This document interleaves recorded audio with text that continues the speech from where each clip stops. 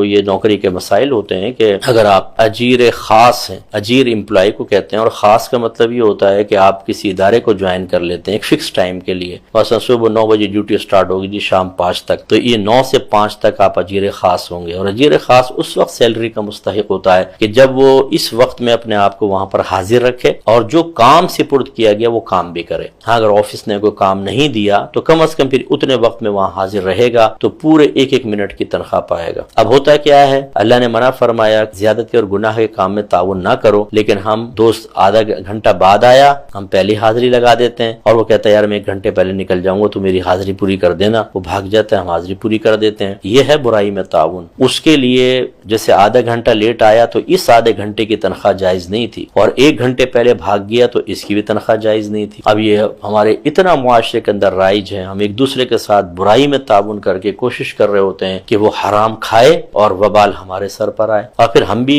اپنے کام نکلوا رہے ہوتے ہیں، یار کل میں ذرا کہیں جا رہا ہوں میری حاضری لگا دینا۔ ہمیں خیال نہیں آتا کہ ہم کیا کر رہے ہیں، ایک دوسرے کے ساتھ برائی میں تعاون، حالانکہ اللہ نے منع کیا تھا۔